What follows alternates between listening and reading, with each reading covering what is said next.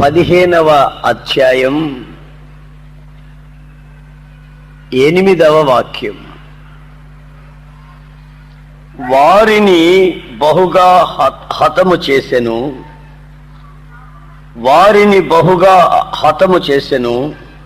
అటు పిమ్మట వెళ్ళి ఏతాము బండ సందులో నివసించెను. ఇప్పుడు మనం చదువుకున్నటువంటి వాక్య భాగంలో ఉన్న సారాంశం ఏమిటంటే, శాంసన్ అని ఒక న్యాయాధిపతి ఉన్నాడు. శాంసన్ అనే న్యాయాధిపతి ఇంచుమించు ఇశ్రాయేలీల్ని 20 సంవత్సరాలు న్యాయాధిపత్యం చేసి పరిపాలించాడు. ఇశ్రాయేలుకి న్యాయాధిపతిగా ఉన్నాడు. ఈ శాంసన్ ఓసారి తన శత్రువులైన ఫిలిస్తీయులను తునాతునకలుగా నరికి పోగులేశాడు. అసలు ఈ ఫిలిస్తీయుల్ని సంహరించి ఇశ్రాయేలీలకు విడుదల దయచేయాలని దేవుని చేత సంకల్పించబడిన వాడై ఇతను జన్మకారకుడుగా పుట్టాడు. తల్లి గర్భంలో రూపింపబడక మునిపే దేవుని సంకల్పం ఏమిటంటే, ఇశ్రాయేలీలు ఫిలిస్తీయుల చేతిలో బానిసలుగా ఉన్నారు, వాళ్ళని విడిపించేందుకు ఒక ప్రవక్తని నేను పుట్టిస్తానని దేవుడు అలా చేశాడు. ఈ శాంసన్, అసలు శాంసన్ అంటేనే ఒక చెడు అభిప్రాయం కలుగుతుంది సాధారణంగా మనుషులకి. బైబిల్ చరిత్ర తెలిసిన వాళ్ళకి, బైబిల్ చదివిన వాళ్ళకి శాంసన్ అంటేనే ఒక చెడు అభిప్రాయం కలుగుతుంది. ఎందుకంటే వేశ్యతో సమీపించి దేవుడు ఏర్పాటు చేసిన ఆ బలాన్ని పోగొట్టుకొని, శక్తిని పోగొట్టుకొని, కళ్ళు 2 పోగొట్టుకొని దారుణమైన ఒక చావు చచ్చాడు ఈ శాంసన్. నా ప్రియమైన సహోదరులారా, ఈ సంవత్సరాంతంలో ఎందుకో నాకు అనిపిస్తుంది, అతను ఏ చెడు పనులు చేశాడు, ఎలా చచ్చాడు, ఏమైపోయాడు అని ఈ చెడు సందర్భం, చెడు సందేశాన్ని, చెడు కార్యక్రమాల్ని మనం ధ్యానించకుండా శాంసన్ జీవితంలో ఆయా సమయాలలో జయాలు, కొన్ని చోట్ల కొన్ని జయ జీవితాన్ని చేసిన అనుభవాలు మనకు కనిపిస్తాయి. శాంసన్ జీవితంలో మంచి కార్యక్రమాలు, జయానికి సంబంధించిన కార్యక్రమాలు కొన్ని బైబిల్లో కనిపిస్తాయి. అవి ధ్యానించినట్లయితే మన వ్యక్తిత్వానికి మనకి అవి ఆశీర్వాదకరంగా ఉంటాయని ఒక ప్రత్యేకమైన కోణంలో కొన్ని వాక్యాలని ధ్యానించడం జరిగింది. శాంసన్ గురించి ప్రజలు రకరకాలుగా భావిస్తారు, కానీ శాంసన్ని నేను త్రోసివేయలేదు. శాంసన్ నాకు దూరమయ్యాడు. బాగా వినండి. శాంసన్ తన కామాతురతలో పడి, చెడు నడవడికలో పడి, మోహపు చూపుల్లో పడి నాకు దూరం అవుతూ వచ్చాడు. కానీ నేను మాత్రం శాంసన్ని త్రోసి వేయలేదు. కారణం ఏంటంటే, నేను శాంసన్ని నిర్ణయించిన ఆ నిర్ణయం, శాంసన్ని పుట్టించిన ఆ జన్మ కారణం నేను అతని జీవితంలో నెరవేర్చుకోవాలని శాంసన్తో సమీపంగా ఉంటూ వచ్చాను. అసలు శాంసన్ జీవితంలో కూడా పతనం తన జీవితంలో సంభవించేంత వరకు తన వ్యక్తిత్వంలో ఉన్న కొన్ని కార్యక్రమాలు సంఘానికి బయలుపరచమని ప్రభువు చెప్పాడు. చూడండి, దేవుడు శాంసన్ని త్రోసివేసే ఉంటే ఆఖరి క్షణాలలో, లాస్ట్ అండ్ ఫైనల్, ఆఖరిగా తాను ఒక ప్రార్థన చేస్తున్నాడు. ఇక మరి కొన్ని క్షణాలకి చనిపోయే సమయంలో ప్రార్థిస్తున్నాడు. ఏమని ప్రార్థిస్తున్నాడు తెలుసా? అయ్యా, ఈ క్షణంలో ఈ ఒక్కసారి నేను పోగొట్టుకున్న బలాన్ని, శక్తిని నాకు దయచేయి అని ఈయన అడిగాడు. అయితే దేవుడు దయచేయకుండా ఉన్నాడా అని గమనిస్తే, దేవుడు ఆఖరి క్షణంలో ఈయన విన్నపించి పశ్చాత్తాపంతో ప్రార్థించిన ఆ ప్రార్థనకి జవాబు ఇచ్చి తనకి మొదటున్నంత ఆ బలాన్ని ప్రసాదించి తాను బ్రతికి ఉన్నగా ఫిలిస్తీన్ని సంహరించిన ఆ లెక్క కంటే కూడా మరింత ఎక్కువ శత్రు సమూహాలను నిర్మూలన చేసే ఆ భాగ్యాన్ని ఆ ఆఖరి క్షణాల్లో దేవుడు తన ప్రార్థన ఆలకించి అనుగ్రహించినట్టుగా బైబిల్లో గ్రంథస్థం చేయబడి ఉంది. ఆమేన్, ఆమేన్. దేవుడు తోసిపుచ్చినట్లయితే ప్రార్థన ఆలకించి ఉండేవాడు కాదు. దేవుడు ప్రార్థన ఎందుకు ఆలకించాడంటే తన జీవితంలో జరిగిన ప్రతి కార్యక్రమానికి పశ్చాత్తాపుడై ప్రభువుని ప్రార్థిస్తూ ఉన్నాడు. నా ప్రియమైన సహోదరులారా, తన జీవితంలో జరిగిన ఒక ఘట్టాన్ని గురించి మీకు చెప్పాలని ఆశిస్తున్నాను. అదేమిటంటే, తాను చేసుకున్న భార్యని ఆ భార్య తండ్రి మరొకరికిచ్చి పెళ్లి చేసేసాడు. ఆ సమయంలో తన మనస్సు బాధపడి కృంగిపోయి కంగారు పడిపోయి ఏం చేశాడో ఏం చేయాలో తెలియని పరిస్థితుల్లో ఆ శత్రువుల్ని దొరికినట్టుగా సంహరిస్తూ వచ్చాడు. చివరికి ఏం చేశాడంటే, ఇక సంహరించి ఆ కోపం అణిగిపోయిన తర్వాత ఇప్పుడు పరిగెత్తుతున్నాడు. శాంసన్, నువ్వెక్కడికి పరిగెత్తుతున్నావు అని అడిగితే, నేను బండ సందుల్లోకి పరిగెత్తుతున్నాను. ఆమేన్. అదిగో అక్కడ ఒక బండ ఉంది, ఆ బండలో ఒక సందు ఉంది, ఆ సందులోకి పరిగెత్తుతున్నాను. మరొకడు అంటాడు, బండలో పరిగెత్తి దాక్కుంటావా? కాదు కాదు, దాక్కోను, నేను అక్కడ నివసిస్తాను. డ్రోలింగ్, నేను అక్కడ నివసిస్తాను. నా ప్రియమైన సహోదరులారా, చెడుగా లోకంలో బైబిల్ చరిత్ర తెలిసిన వాళ్ళందరికీ ఒక చెడు అభిప్రాయాన్ని కలిగినటువంటి ఒక వ్యక్తి తన దైనందిన జీవితంలో ఒక ఘట్టంలో అతను జీవితంలో శత్రు సమూహాల్లో నుంచి విడిపించబడేందుకు, శత్రువుల పగలో నుంచి దాచబడేందుకు తనకొక ప్రొటెక్షన్, తనకొక కాపుదల కావాలని అనుకున్నప్పుడు ఆయన పరిగెత్తింది ఎక్కడికి? బంధువులు ఉన్నారు, పరిగెత్తవచ్చు. సైన్యం ఉంది, పరిగెత్తవచ్చు. తన కొరకు పోరాడే వాళ్ళు ఉన్నారు, పరిగెత్తవచ్చు. తనను దాచి కాచుకునే వాళ్ళు చాలా మంది ఉన్నారు, అక్కడికి పరిగెత్తవచ్చు. అయితే ఈ దైవజనుడు తన మనస్సులో ఉన్న ఒకే ఒక ఆలోచన ఏంటంటే, ఒక బండ మనకు ఉంది, ఆ బండ పగుళ్ళలోకి వెళ్ళి నేను దాచబడి ఆ తర్వాత అక్కడే నివసించగలిగితే ఈ శత్రు సమూహాల్లో నుంచి మనం విడిపించగలుగుతాము అనే ఒక జ్ఞానాన్ని కలిగిన వ్యక్తిగా, ఒక ఆశ్రయాన్ని వెతుక్కుంటున్న వ్యక్తిగా చిన్నగా ఎక్కడికి వెళ్ళిపోతామంటే ఆ బండ సందుల్లోకి వెళ్ళిపోతున్నాడు.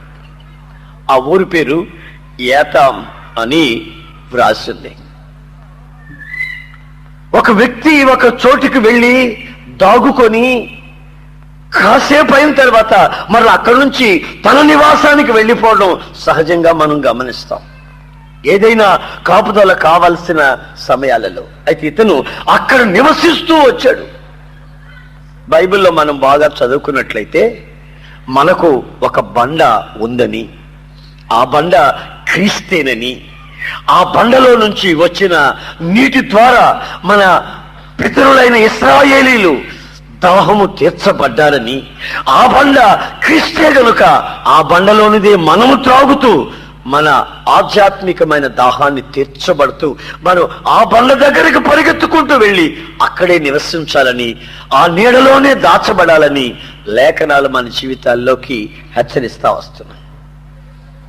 పాత నిబంధనలో ఉన్నటువంటి ఈ అంశాలు, శాంసన్ పరిగెత్తిన ఈ పరుగు, కొత్త నిబంధనలో మనం పరిగెత్తవలసిన ఆశ్రమం ఎక్కడుందో అనే సంగతిని మనకు తేటగా వివరిస్తా వస్తుంది. ఎక్కడికి పరిగెత్తాలి అంటే మనకు ఒక బండ ఉంది, స్థిరమైన బండగా ఉన్నటువంటి యేసయ్య దగ్గరికి మనం పరిగెత్తాలి. ఎందుకంటే బండ చలించదు.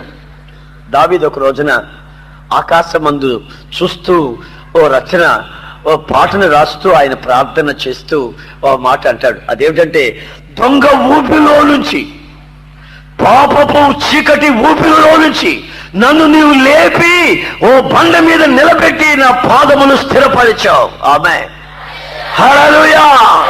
పాపపు ఊపిలో నుంచి మనల్ని చేయిపట్టి లేపి, అక్రమాలలో నుంచి లేపి, అన్యాయములో నుంచి లేపి, అపవిత్రతలో నుంచి లేపి మనల్ని ఎక్కడ తీసుకొచ్చి పెట్టంటే ఓ బండ మీద మన పాదములు స్థిరపరిచేటట్లు అక్కడ నిలబెట్టాడు. మనం స్థిరపరచబడాలి అనుకుంటే ఎటు పరిగెత్తి ఎక్కడ దాచబడినా మనం స్థిరపడలేం.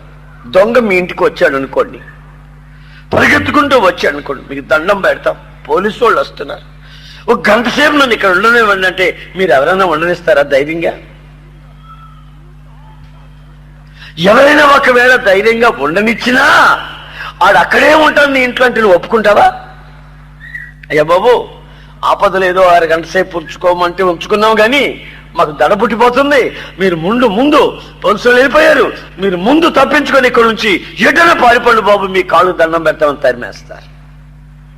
అయితే నా ప్రియమైన సహోదరులారా, మనం ఆరాధిస్తున్న దేవుడు యేసు ప్రభు ఉన్నాడే, ఆయన 2 చేతులు చాచి ఆయన చెప్తున్నాడు, ప్రయాసపడుచున్న సమస్త జనులరా, కమ్ అంటు మీ, నా దగ్గరికి రండి, నేను మీకు విశ్రాంతిని కలుగు చేస్తాను.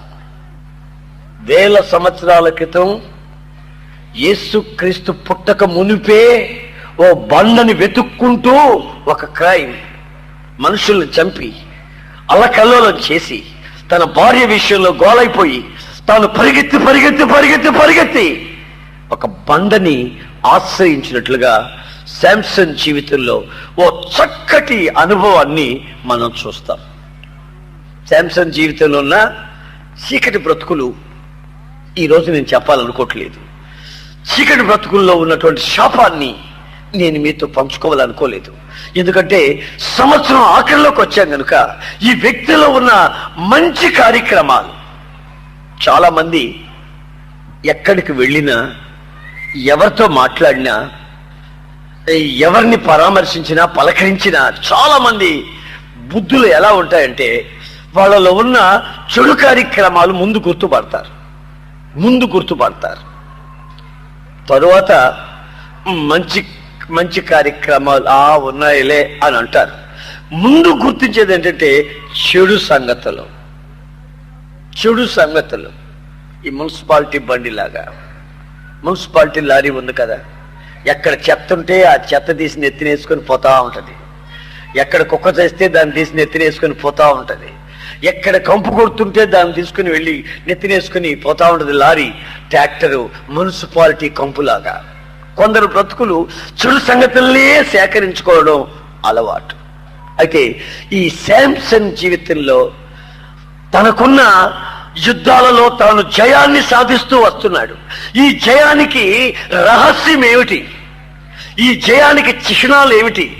ఈయన జీవితంలో జయించేదానికి ఈయనలో ఉన్న అనుభవాలు ఏమిటయ్యా అని ఆలోచిస్తే, ఇతను శత్రు చేతిలో నుంచి విడిపించబడే అందుకు ఇతను పరిగెత్తిన చోటు ఎక్కడంటే ఓ బండ దగ్గరికి పరిగెత్తుతున్నాడు. ఆ బండ కదలదు. ఆమేన్. ఆ బండ అలసిపోదు. హల్లెలూయా.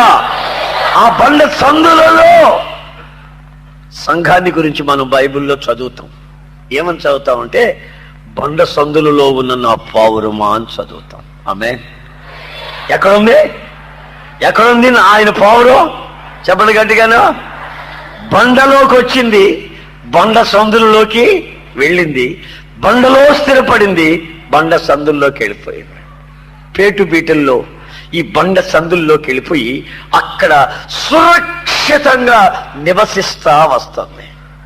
కొంతమంది దేవుని దగ్గరకు పరిగెత్తుకుంటూ వస్తారు, కానీ దేవుని దగ్గర ఏదైనా మేలు పొందిన తరువాత మరలా దేవుని విడిచిపెట్టి మరలా పాత స్థితిలోకి వెళ్ళిపోతారు. అయితే శాంసన్ జీవితంలో మనం చదివితే బండ సందులలో ఆయన నివసిస్తున్నాడు. నా ప్రియమైన సహోదరులారా, దేవుని దగ్గరికి పరిగెత్తొచ్చిన మీరు, యేసయ్యని ఆశ్రయించిన మీరు, పాపపు ఊపిలో నుంచి మిమ్మల్ని లేపి బండ మీద ఆయన స్థిరపరిచిన మీ వ్యక్తిగత జీవితాలు బండ సందులలో స్థిరపరచబడి అక్కడే నీవు నివాసయోగ్యమైన స్థితి కలిగి అక్కడ నీవు నివసించినట్లయితే నీ జీవిత కాలం అంతా నీకో తీరని ఆనందాన్ని, ఆరోగ్యాన్ని ప్రభు కలుగు చేస్తాడు. ఆయన బండగా ఉండగా ఆ బండలో చందులు కనిపిస్తున్నాయి. బండ చందులు అన్నప్పుడు అవి ఆయన పొందిన గాయాలకు అవి సూచన. ఆమేన్. ఆయన పొందిన గాయాలు బండ చందులు ఆయన పొందిన గాయాలకి సాదృశ్యం. ఆ బండ చందులను నీవు ఆశ్రయించితే, ఆయన గాయాలలో ఉన్న స్వస్థతను నీవు ఆశ్రయిస్తే, ఆయన గాయాలలో ఉన్నటువంటి ఆరోగ్యాన్ని నీవు ఆశ్రయించి అక్కడ నీవు నివసించగలిగితే, అక్కడ నీవు పొందేది ఏమిటంటే నీవు తప్పించుకునేదానికి ఆశ్రయం మాత్రం కాక నీవు నివసించేదానికి ఆశ్రయము కూడా ఆ బండ దగ్గర నీకు కలుగుతుందన్న సంగతి వాస్తవం. ఆమేన్. శత్రువు వస్తాడు, తిరుగుతాడు, బండ చుట్టూ తిరుగుతాడు. ఇక్కడ అనవసరంగా తిరుగుతున్నానంటే వెళ్ళిపోతాడు. నీవు ఏమాత్రం బయటికి వస్తే, బయటికి వచ్చి రాక మునిపే సాతాను నిన్ను కడతాడు. శాంసన్ జీవితంలో మనం చూసినటువంటి గొప్ప కార్యం ఏమిటంటే, అతను ఏ కొంపలకు తిరిగాడనే సంగతి కాకుండా అతని గుండెల్లో ఉన్న కోరిక ఏమిటంటే, నేను బండ దగ్గరకు పరిగెత్తుకుంటూ వెళ్ళాలి. ఆమేన్. శత్రువు చేతిలో పడకుండా నేను బండ సందులో నివసించాలి. హల్లెలూయా.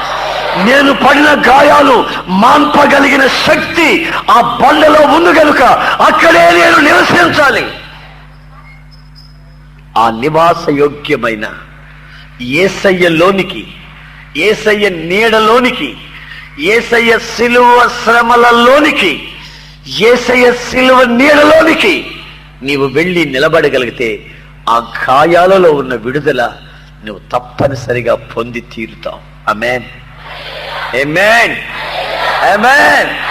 ఆయన అంటాడు, నేను విశ్రాంతి ఇవ్వడం మాత్రం కాదు బాబు, నేను నిన్ను స్వస్థపరిచే దేవుణ్ణి. ఆమేన్. నీకు ప్రయాసపడుతున్నావా? పరిగెత్తురా. పరిగెత్తొచ్చావా? నువ్వు ఇక్కడే ఉండు. ఈ గాయాలను ఆశ్రయించు. తుఫాన్ వచ్చినా, గాలే వచ్చినా, నక్కే వచ్చినా, తోడేలే వచ్చినా నన్ను వాసన చూసి పరిగెత్తదే గాని నీవు ఈ బండ సందు లోపలికి రాలేదు. Praise the lord. హల్లెలూయా. బయట వాసన చూసి పారిపోవడం తప్ప లోపలికి రాలేదు. నీకు ఒక గొప్ప ప్రొటెక్షన్, కాపుదల ఆ బండ చందులో ఉన్న సంగతిని నీవు గమనించి ఆయనను ఆశ్రయించి ఆయనతోని నివసించేందుకు నీవు ఒక నిర్ణయం, తీర్మానం కలిగిన వాడవై ఉండాలి. దేవునికి స్తోత్రం. ఆమేన్. మరొక సందర్భంలో ఏం జరిగిందంటే, ఇశ్రాయేలీలందరూ ఈ శాంసన్ దగ్గరకు వచ్చారు. ఒరే శాంసన్, ఫిలిస్తీన్లు ఏం చేశావు? వాళ్ళని చంపి నానాయాతలు పడ్డావంట. ఎందుకు చేసావు అలాగా? వాళ్ళు మనకు ఏలికలని నీకు తెలీదా? మనల్ని పరిపాలించే వాళ్ళని నీకు తెలీదా? ఎందుకు చేశావు? నువ్వు చేసిన పాడు పనుల వల్ల దేశాన్నంతా సంహరిస్తున్నారు. నువ్వు వచ్చి బండ్ల సందులో దాక్కున్నావు. నిన్ను తీసుకెళ్లి కట్టేసి వాళ్ళ చేతికి అప్పచెప్పబోతున్నాం. వాళ్ళు మా మీద ఎక్కపడుతున్నారు, చంపేస్తారంటున్నారు. దేశంలోని ఇశ్రాయేలులందరూ చంపుతారంటున్నారు.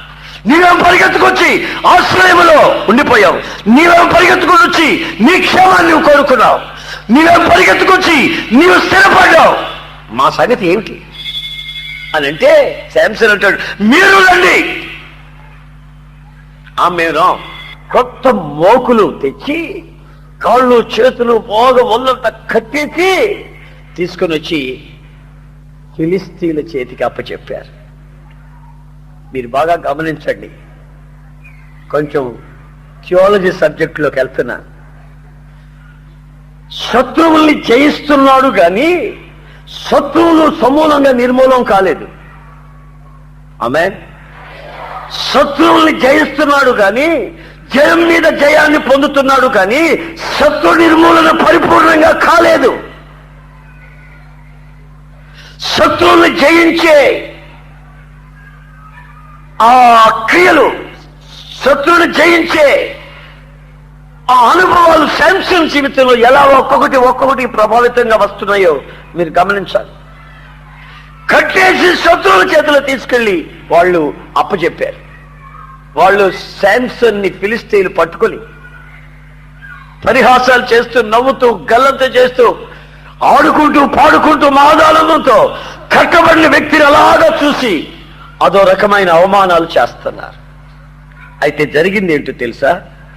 సడన్ గా యెహోవా ఆత్మ అతని మీదకి బలముగా దిగొచ్చిందంట. 14వ వాక్యం. ఆమేన్. 14వ వాక్యం 15-14.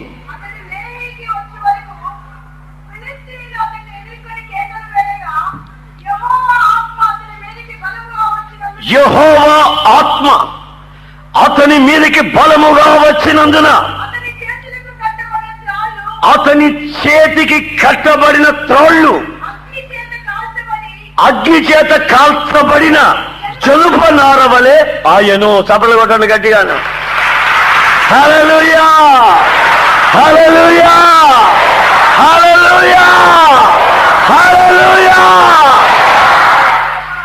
శాంసన్ బండ మీదకి వచ్చాడు, బండ సందులోకి వెళ్ళాడు, నివాసాన్ని కలుగు చేసుకున్నాడు. శత్రువులు మరలా తీసుకుని వచ్చి తాళ్లతో కట్టి బంధించారు. అయితే ఈ బండ సందులలో ఉన్న పావురానికి ఒక అనుభవం ఉందన్న సంగతి వీళ్ళకి తెలియదు. ఏముందంటే ఆ అనుభవం, అవసరం వచ్చినప్పుడు, బలహీనుడైనప్పుడు, బలం అవసరమైనప్పుడు, బలహీనత తను వేధించినప్పుడు, శత్రు సమూహాలు ముట్టించినప్పుడు తనకొక బలం తన మీదకి దిగి వస్తున్న సంగతి ఫిలిస్తీనుకు తెలియదు, శత్రువుకి తెలీదు. నీ మీదకి దిగి వస్తున్న బలమేమిటో, నీ మీదకి దిగి వచ్చే శక్తి ఎలాంటిదో, నీ మీదకి దిగి వచ్చే ఆ మహత్తరమైన బలం శత్రు సమూహాలు ఏం చేస్తుందో అనే సంగతి తెలియక రాళ్లతో కట్టి జయించేశాం, దొరికేశాడు మనకు వీడి పనికి అయిపోయింది, కాసేపు ఆడుకొని తర్వాత చంపుతాం. పిల్లి ఉంది, పిల్లికి ఎలుగు దొరికితే అలాగే చేస్తుంది. పిల్లికి ఎలుగు దొరికిన వెంటనే తిందో కాస్త చలగాటం ఆడుతుంది. అంత చలగాటం కాసేపు పిల్లితో ఆడుకొని ఆ తర్వాత నన్ను చంపుతుంది. సింహం కూడా అంతే. ఆ జాతిలో ఉన్న దేనికైనా ఏదైనా చలగాటం ఆడుకొని కాసేపు ఆ తర్వాత వాటిని చంపుతాయి, ప్రాణాన్ని తీస్తాయి. సాతాను ఆ కోవకి చెందిన వాడే, సింహానికి సూచనగా ఉన్నవాడు, గర్జించు సింహం వాడి పేరు. వాడు ఏం చేస్తాడంటే చెలగాటం ఆడుతున్నాడు కాసేపు శాంసన్తో. శాంసన్ చూస్తున్నాడు. ఒరేయ్, ఓ టైం వస్తుందిరా, వచ్చినప్పుడు ఏం జరుగుతుందో మీరు చూడండి రా అంటూ అలాగా చూస్తున్నాడు. ఉన్నట్లుగుండి దేవుని దగ్గర నుంచి యెహోవా ఆత్మ బలముగా దిగి వచ్చింది. హల్లెలూయా. బలమైన ఆత్మ మండుచున్న మంటలాగా ప్రారంభమైంది. చుట్టూ అగ్ని స్తంభమై నిలబడింది. చుట్టూ శత్రువు సమీపించలేకపోతున్నాడు. శాంసన్ ఒక్కడే కనబడుతున్నాడు. కొత్త తాళ్ళు కట్టబడి ఉన్నాయి. ఉన్నట్లుగా ఉండి చేయి కాలకుండా ఆ తాళ్ళు మాత్రమే కాలిపోతున్నాయి. హల్లెలూయా, హల్లెలూయా.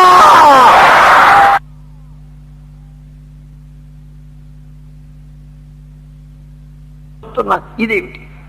వాడి శరీరం కాల్చలేదు, వాడి చుట్టూ అగ్ని ఉంది, మనం వాడి దగ్గరికి వెళ్ళలేకపోతున్నాం.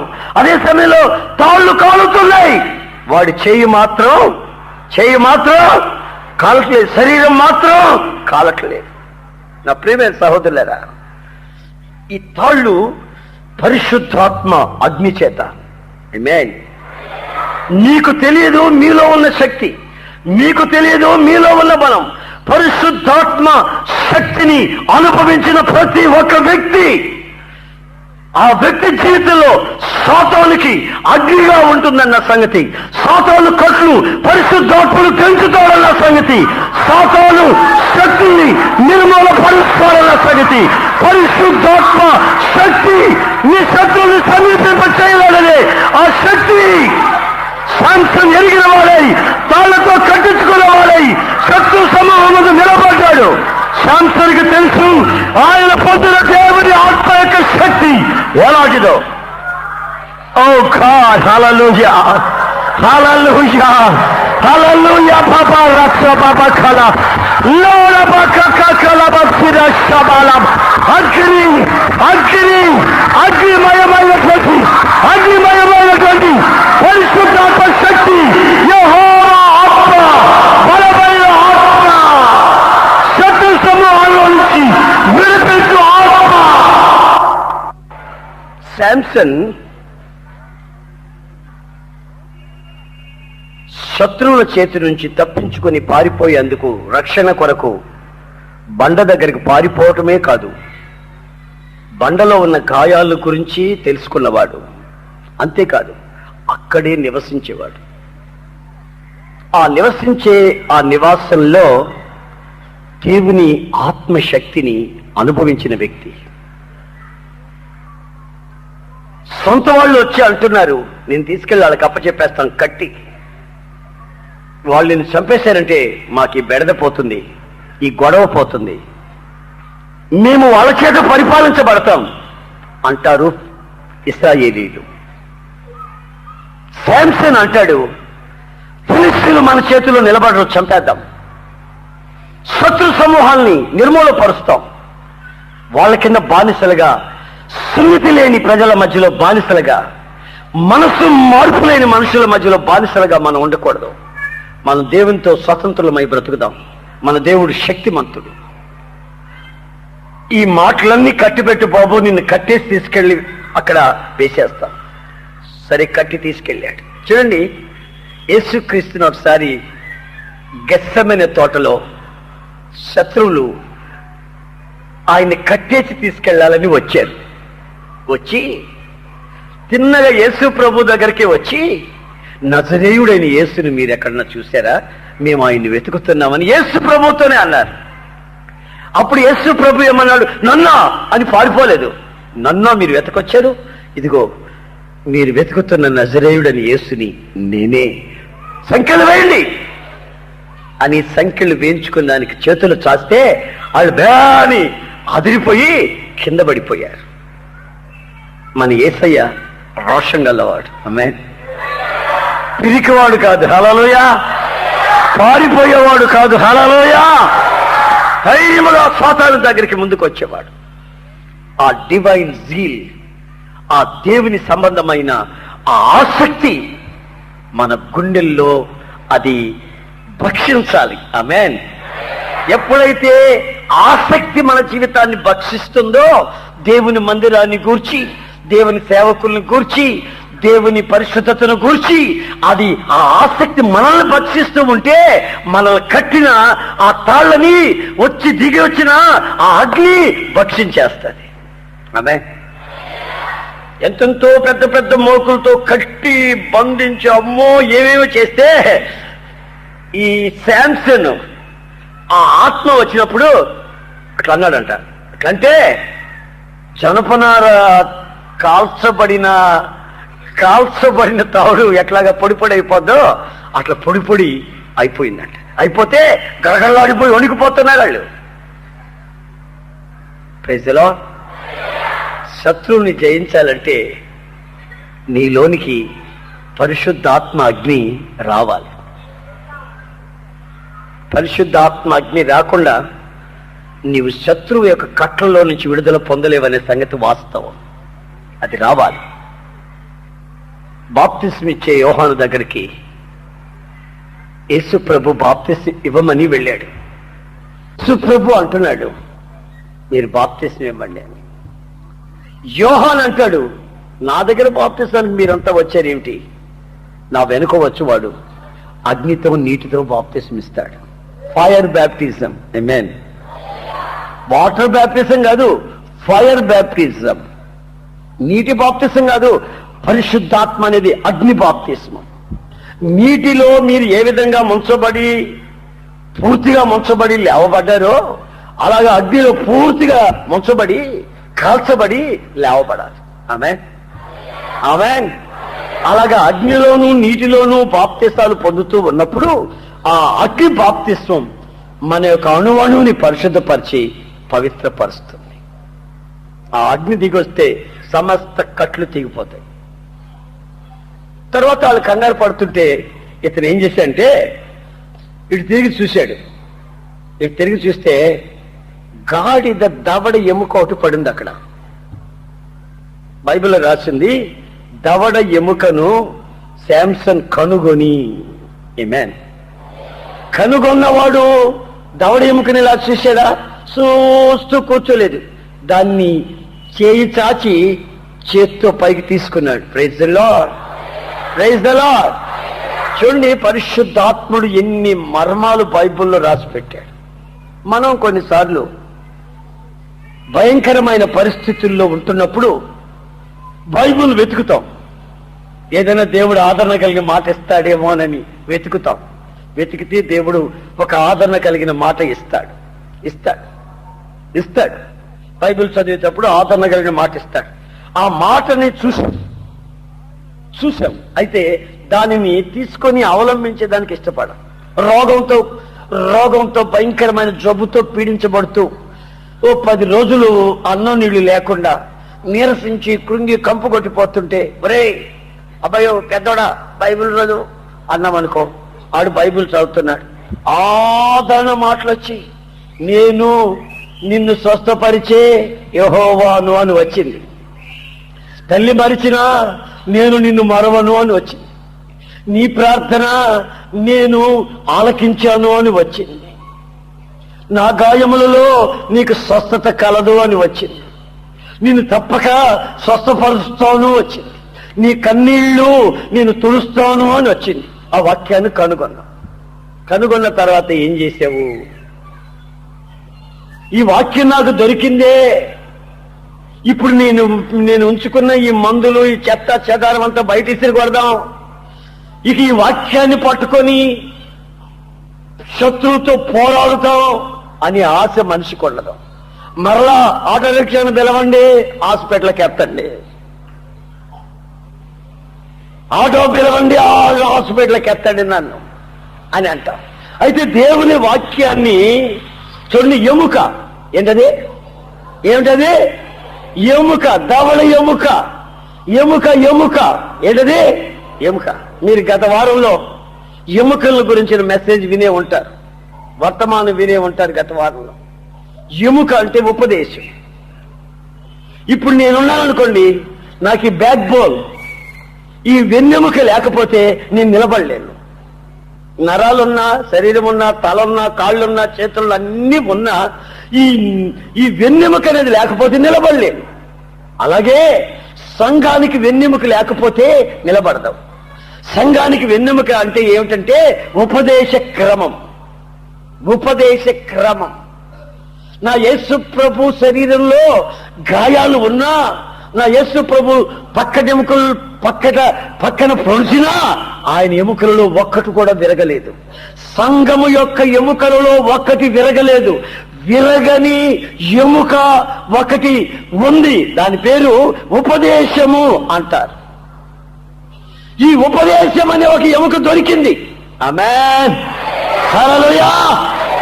ఉపదేశం అనే దవడ ఎముక ఒకటి దొరికింది. దాన్ని గట్టిగా పట్టుకున్నాడు, దాన్ని కనుగొన్నాడు, దాన్ని పట్టుకున్న దాంతో 1000 మందిని చంపాడు.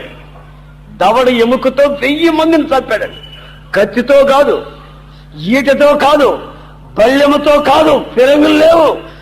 ఈ ఎముకను తీసుకుని, ఎండిపోయిన దవడ ఎముక ఒకటి తీసుకుని 1000 మందిని శత్రువుల్ని నిమిషంలో అక్కడ చంపాడు, పడేశాడు.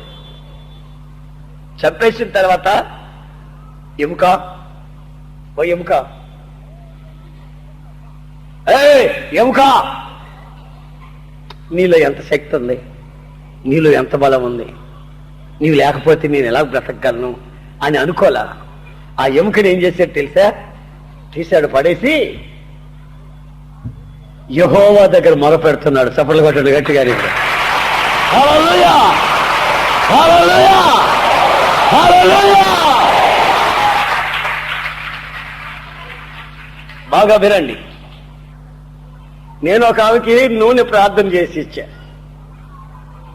ఎక్కడ అత్తనూరులో అనుకుంటా.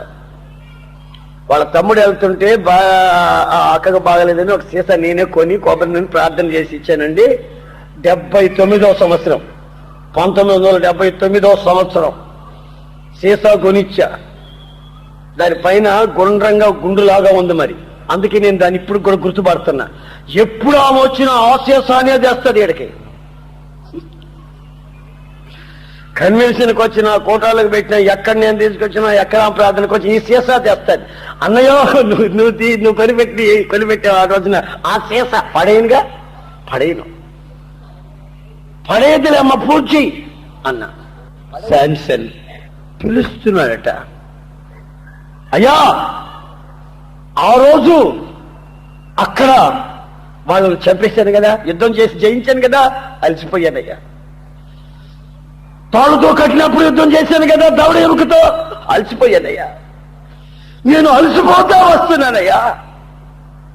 నా అలసిపోయిన స్థితిని మళ్ళా రిన్యూవల్ చేయనట్లు, నూతన పరుచున్నట్లు, నన్ను నూతన పరుచున్నట్లు దేవా నిన్ను పిలుస్తున్నాను. నాకు దప్పికకి నీళ్ళివయ్యా. ఈ సున్నితి లేని పిలుస్తున్న మధ్యలో నన్ను చంపుతావా? నీకు అవమానం కలగదా? నేను దప్పికతో ఇప్పుడు అల్లాడిపోతున్నాను. దప్పిక దాహం, సమస్యలు పోతున్నాను. నేను చస్తే నీకు అవమానం కదా. అయ్యా మంచినీళ్ళు ఇవ్వు. యెహోవా నాకు మంచినీళ్ళు అయ్యా. వీళ్ళ మధ్యలో నన్ను సంపద మంచినీళ్ళు అయ్యా అని పిలుస్తున్నాడంటే దేవుణ్ణి. పిలవాలంటే దగ్గర ఉన్నట్లు ఇతనికి తెలియాలిగా. శాంసన్ గుండెల్లో ఎముకను పూజ చేద్దామని లేదు. ఆమేన్. ఎముకకు దండం పెడదామని లేదు. ఎముకను ఉపయోగించిన ఆయన మీదే ఉంది మనసు. ఆశ్రయించాడు, నివసించాడు. బండ సందులలో కాపుదలను కోరుకున్నాడు. పరిశుద్ధాత్మ అగ్ని మండింది. అంతటితో ముగించకుండా ఇప్పుడు పిలుస్తున్నాడు. నాకు మంచినీళ్లు కావాలి, దాహంగా ఉంది. ఆమేన్. నీ అవసరాలు ఏమైనా సరే, నీ ఆత్మ సంబంధమైన జీవితంలో, ఆత్మీయ జీవితంలో నీ అవసరం ఏదైనా సరే, అది శారీరకమైనటువంటి అవసరమే కానివ్వండి, ఆత్మ సంబంధమైన అవసరమే కానివ్వండి, నీవు అడగవలసిన వ్యక్తి ఒకడున్నాడు. నిన్ను సమీపించే ఉంటాడు ఆయన. నిన్ను పరామర్శిస్తూనే ఉంటాడు, నిన్ను చూస్తూనే ఉంటాడు. నీకు సహాయం చేయుటకు ఆయన సిద్ధంగానే ఉంటాడు. అయ్యా కొంచెం మంచినీళ్ళేయా అని అడుగుతున్నాడు. వెంటనే దేవుడు ఏం చేశాడు తెలుసా? ఒక గొయ్యిని పెటాన్ని చీల్చాడు. చీల్స్తే అక్కడి నుంచి నీళ్లు బయలుదేరుతున్నాయి. ఊటగా నీళ్లు అప్పుడే స్ప్రింగ్ లాగా అలాగా నీళ్లు పైకి వచ్చేస్తుంటే అరే పిలిచిన వెంటనే ఆయన వచ్చి ఈ ఊటను తెరిచాడే అని అనుకోవట్లే. నేను పిలిచిన ఆయన తెరుస్తాడు కదా అనుకుంటున్నాడు. ఆమె పిలిచాను, నా దగ్గర ఉన్నాడు కదా, పిలిచాను, వచ్చాడు. నీళ్లు ఉన్నాయి కదా ఆయన దగ్గర, ఇచ్చాడు. దీనికి ఆశ్చర్యం ఏంటి? దేవుని దగ్గర లేనివి ఏమైనా ఉంటాయా? నేను సింగపూర్లో ఒక షాప్కి వెళ్ళా. సింగపూర్లో ఆ షాప్ ముందు రాస్తున్నారు బోర్డు. ఏమని? మీరు అడిగిన వస్తువు మేము ఇవ్వలేకపోతే 10,000 రూపాయలు మీకు ఇస్తాం. గుండు సూదులు అడుగుతారా? ఇస్తాం. మిరపకాయలు అడుగుతారా? ఎండి మిరపకాయలు ఇస్తాం. ఆవగా అడుగుతారా? ఇస్తాం. పట్టు చీరలు అడుగుతారా? ఇస్తాం. కంప్యూటర్ అడుగుతారా? ఇస్తాం. మీరు ఏది అడిగినా మేము మా కొట్లో నుంచి ఇస్తాం. ఇవ్వకపోతే 10,000 రూపాయలు గిఫ్ట్. మీరు అడిగి చూడండి, ఏదైనా తెచ్చి ఇవ్వకపోతే అడగండి. ఒక సాధారణమైన ఒక బిజినెస్ మ్యాన్, వ్యాపారస్తుడు అంత ఛాలెంజ్ గా చెప్పగలిగితే నేను ఆరాధన చేసే నా దేవుడు ఎలాంటి వాడు? ఆమేన్. మీకు ఉత్సాహం రావట్లేదా? మీకు ఉద్యోగం రావట్లేదా? మీకు సంతోషం రావట్లేదు? ఒక మానవుడు, మనిషి, ఒక మల్టీ మిలియనర్ అతను అడిగిన వస్తువు అంతా నేను అమ్ముతాను, నా దగ్గర ఉన్నాయి, నేను సేల్ చేయగలుగుతాను, నేను ఇస్తానని ఛాలెంజ్ చేయగలిగితే నా దేవుడిని ఏది అడిగితే ఆయన ఇవ్వడం? ఏది అడిగితే ఆయన ఇవ్వడం? నా జీవితంలో ఈ రోజు వరకు చెప్పగలను, నేను ఏదైనా అడిగి ఆయన దగ్గర పొందకుండా ఉండడం అనేది నాకు తెలియదు, నాకు చేత కాదు. నేను అడిగింది ఏదైనా సరే ఛాలెంజ్గా చెప్తున్నాను, నేను అడిగినానో నాకు ఆ ప్రభు ఇచ్చాడు. అడిగేటప్పుడు ఏది అడగాలో నాకు తెలుసు. అలసిపోయాడు కనుక ఈ శాంసన్ నీళ్ళు అడిగాడు. అలసిపోయినప్పుడు నాకు చికెన్ బిర్యానీ కావాలని అడగల. అలసిపోయి ఉన్నప్పుడు అయ్యా గోల్డ్ కావాలి, బంగారు కావాలి, అయ్యా బంగారు బిస్కెట్లు అడగల. అతను తాముతో ఉన్నాడు, ఓ ప్రక్కన శత్రువులు ఉన్నారు. శత్రువులు ఎదుట నన్ను అవమానపరచవద్దు, నీకు అవమానం అది కనుక నాకు ఇప్పుడు నీళ్లు, నన్ను ఉజ్జీవింపచేయి, నూతన పరచు, రిన్యూవల్స్, నన్ను నూతన పరచు. నేను బ్రతుకుతాను, తెప్పరుతాను. నా జీవితంలో మీరు నా జీవితంలో చేసిన సంకల్పాన్ని నెరవేర్చి తీరుతాను.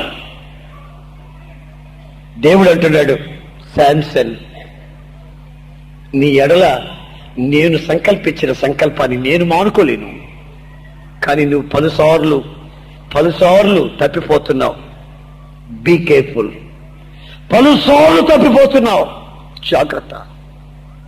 నీవు జాగ్రత్తగా ఉండకపోతే నేను నీకు దూరం అవుతాను. నేను దూరం అవుతే నీ కళ్ళు పోతాయి.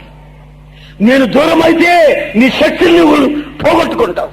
నేను దూరం అయితే పరిహాసాల పాలైపోతావు. నా ఆత్మ నీతో ఉన్నంత వరకు నిన్ను ఎవడో కట్టలేడు. ఆమేన్. నీవు బండ మీద నిలబడినంత వరకు నీకు రాత్రి మొదలు కాపుదల ఉంటుంది. బండ సందులు ఉన్నటువంటి ఆ దర్శనాన్ని కలిగి ఉన్నంత వరకు, ఆశ్రయించినంత వరకు, బండ సందులు ఆశ్రయించినంత వరకు నీకు స్వస్థపరిచే యెహోవాగా నేనుంటా. శత్రువులు పరిహసించేదానికి నేను ఒప్పుకోను. నేను రోషం గల దేవుణ్ణి.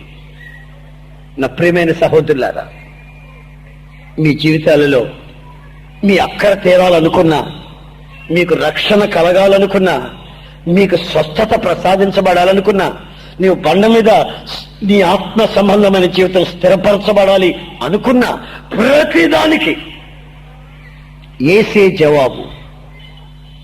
Jesus only answer. యేసుక్రీస్తు ఒక్కడే నీ జీవితానికి జవాబు. కనుక ఆయన దగ్గర నువ్వు నిలబడి ఆత్మానుభవం కలిగి ఆయన్ని అడగాలి. ఆమేన్. ఆమేన్. అడిగే ముందు ఆయన దగ్గర ఉందో లేదో, ఇస్తాడో ఈడో, బాగు చేస్తాడో చేయడో, మనం అడిగితే ఏమనుకుంటాడేమో, ఏసన్నకి చెప్పి అడిగిద్దాం, మనం చేయొద్దులే ప్రార్థన, మన ప్రార్థన ఏనాడో దేవుడు ఏనాడో అలాగే చెప్పి ప్రార్థన చేయిద్దాం అని అనుకోకూడదు. మనం చేసి పొందుదాం. ఆమేన్.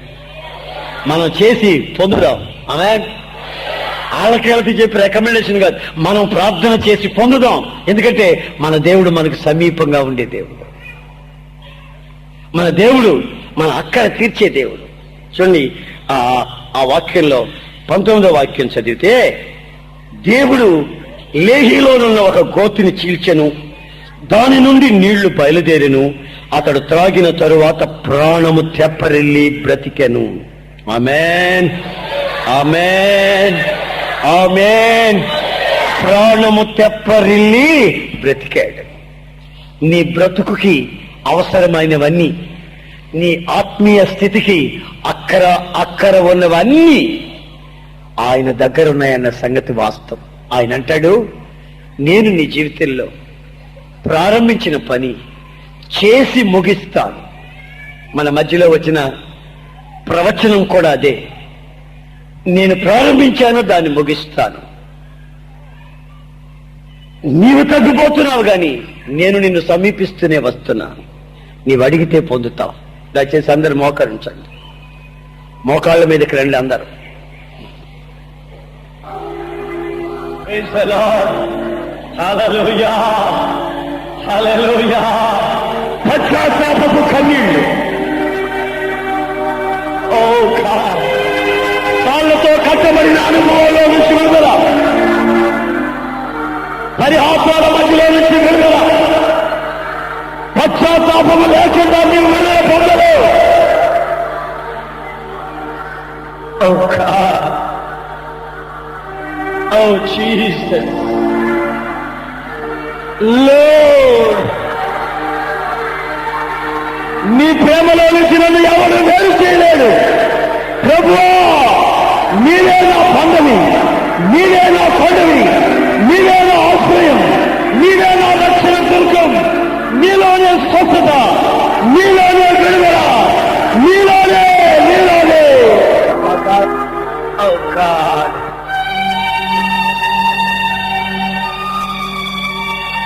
ఆయన మన సమీపముగా ఉండే దేవుడు, మన మొర ఆలకించేవాడు, పిలిచిన వెంటనే దగ్గరకు వచ్చేవాడు, డబ్బుకి అడిగితే నీళ్ళు ఇచ్చేవాడు, నీ ఆస్తులు చేర్చగలిగిన వాడు, శక్తివంతుడు.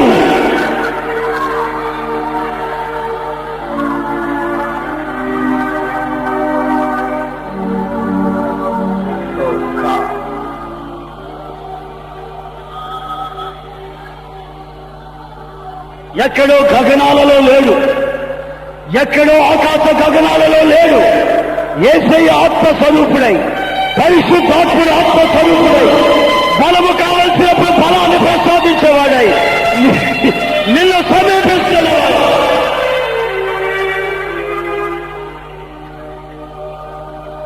పరిశుద్ధమైన దేవా, ప్రేమ స్వరూపి, మీ స్తోత్రం చెల్లించున్నాం తండ్రి. గతించిన 11 నెలలు మీ కృపారెక్కల చేతను భద్రపరిచి ఈ యొక్క చివరి మాసంలో కూడా నాయన మీ సముఖంలో బండలో నిలిపినందుకై మీ స్తోత్రం చెల్లించున్నాం తండ్రి. మీ స్తోత్రం.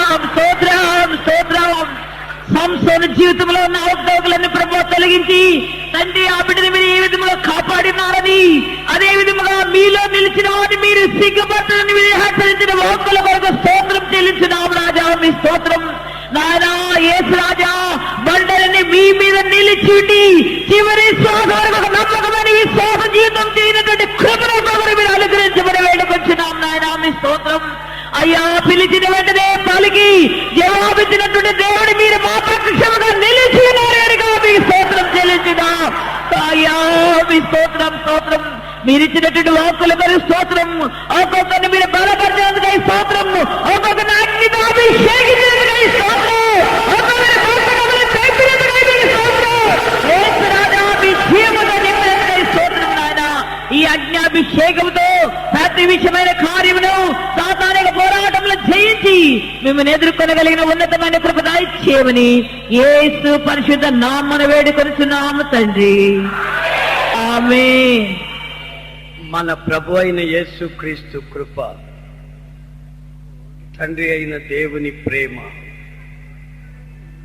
పరిశుద్ధాత్ముని యొక్క సహవాసం ఇప్పుడు ఎల్లప్పుడూ కూడి వచ్చిన ప్రతి ఒక్కరితో సదాకాలం ఉండును గాక. అందరికీ ప్రభు పేరట వందనాలు. అందరికీ వందనాలు.